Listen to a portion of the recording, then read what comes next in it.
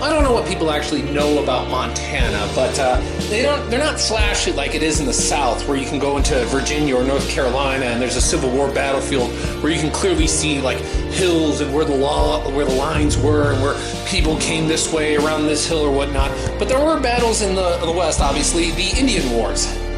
And the most famous one, by far, has to be dun, da, da, da, the Battle of Little Bighorn.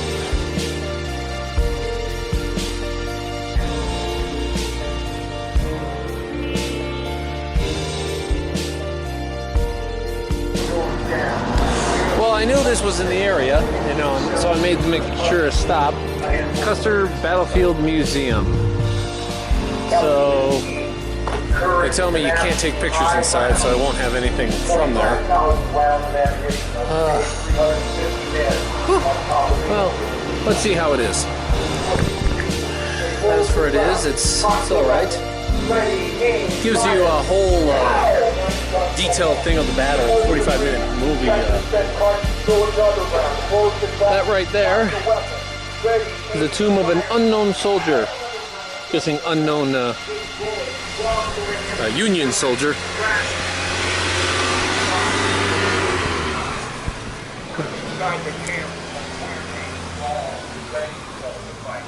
Ah, okay.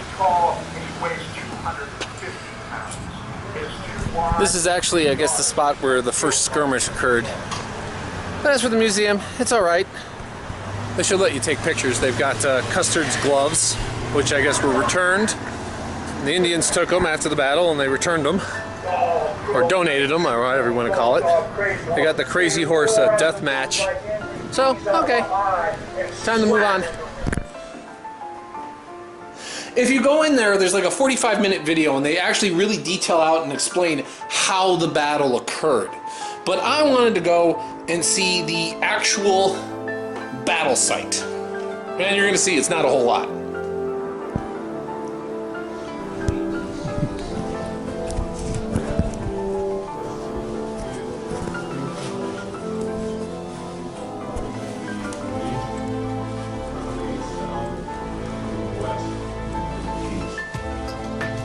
Lieutenant Colonel George Armstrong Custer marches with the 7th Cavalry in the Eastern Column. Aligned with the U.S. military are Indian scouts from the Crow and Irregular tribes.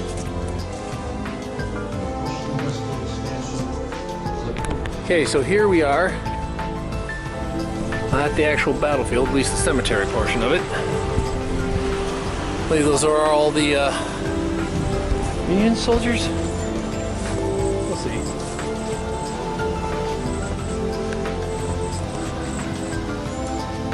Just seems to be unmarked. His wife. Oh. Apple. Huh. Let's see what's going on here.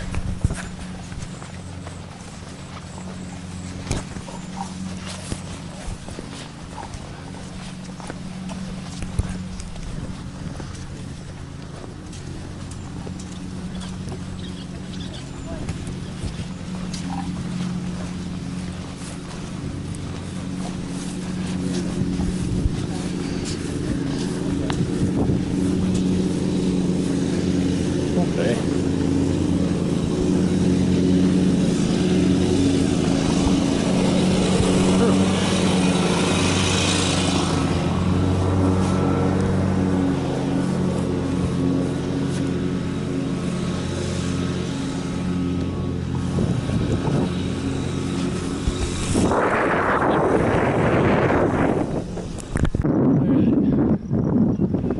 There's Custer's grave. Now, the cemetery over there is not just the battle here, it's battle from several other Indian battles. This is where they made their final stand. The Indians came up through there and were overwhelmed. You can look around.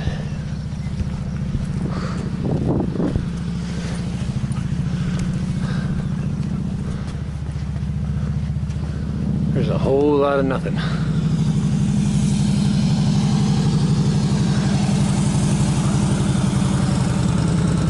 You can ride around this whole area. This whole area is just open to kind of explore. Huh.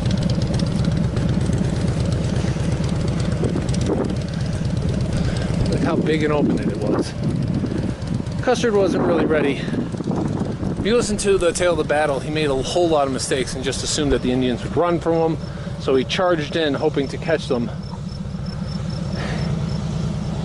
Which was a mistake, because the Indians were here to fight and he was greatly outnumbered, like 10 to 1 or something ridiculous like that. But it's such a big open. Just look at how Montana. Let's look at this. That's a whole lot.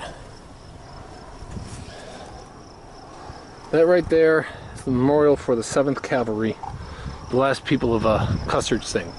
The cemetery down, that's for other people of his division who didn't fight right here, and other people from other Indian battles. Okay. That's the memorial. Oh, well, it's an interesting. I mean, it's just, you know, kind of the more bigger draw, I guess, is the kind of terrain. You kind of know what happened here. The fabled last stand on that hill. Well, it was a. Let's just.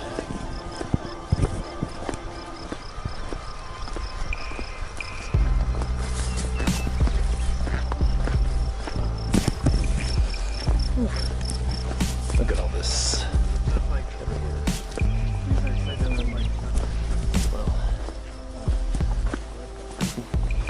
The stones are there because they buried them where they found the bodies.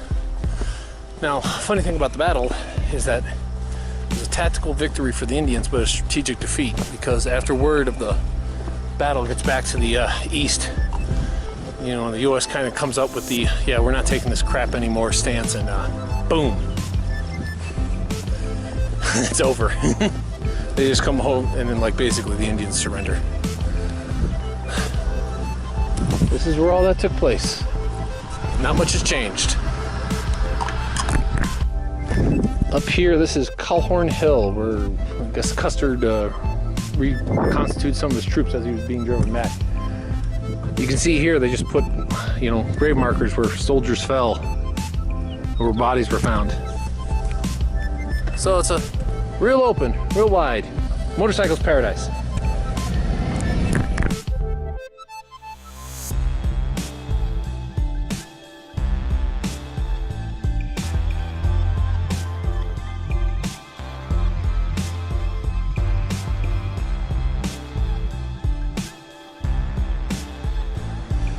Sorry about this, I was kind of digesting some of the stuff as it was.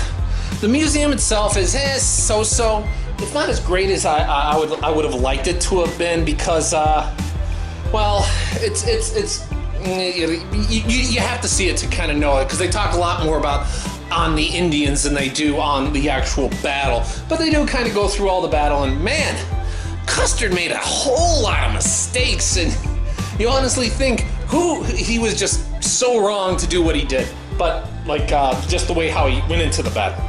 But anywho, I've checked it out. It's huge, it's wide open, and you're like, you know, it's impossible to know that probably during the battle, you know, everyone was hiding behind, not really trees, but they were probably hiding behind like dead horses or whatnot. It's not a whole lot to see at, but it's a spot. It's a spot that marks it, and it's worth a visit. I mean, it's worth a visit.